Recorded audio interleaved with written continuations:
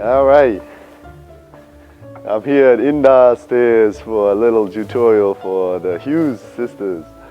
This is how to use a chop saw, and this is the basic building block of all wood and any type of finish work, any type of construction. You can cut any type of cuts you want to make with this saw most of the time. So how this saw works is it's a slide compound, which means it comes down and it comes out.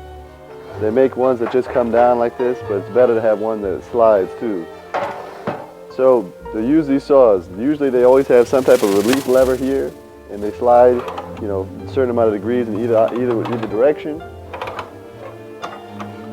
And then they have usually some type of release lever in the back where they tilt in either direction also.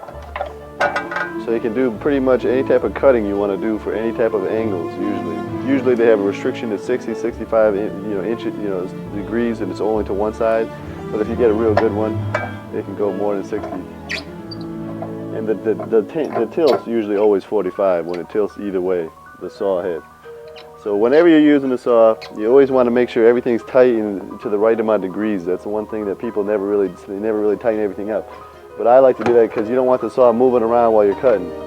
And there's usually adjustable guards in every type of saw, but those are all different too.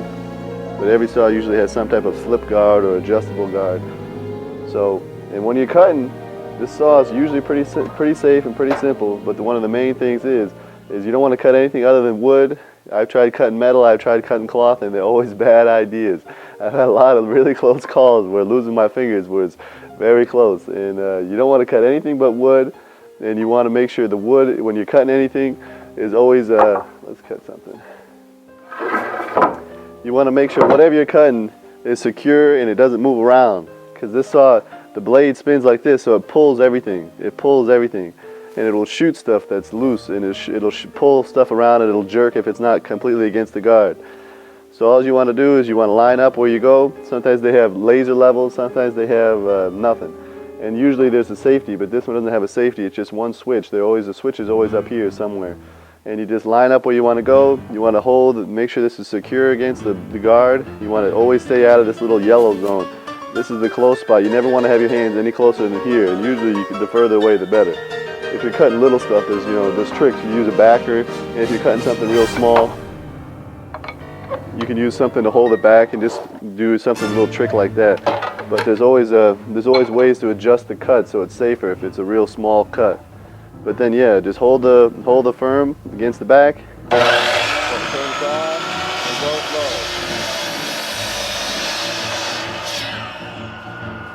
And usually you want to go at a pretty even keel pull down, so that way you don't get any quick pulls and the saw doesn't get overworked. And that's how you make the cut.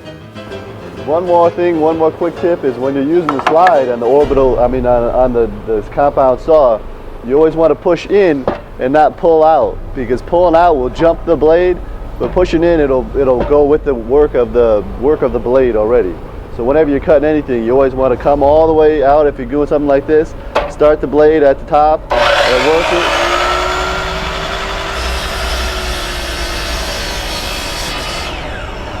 At a nice even speed to get the safest cut. All right. Please rate, comment, and subscribe, and we'll see you soon. And never forget your ear protection.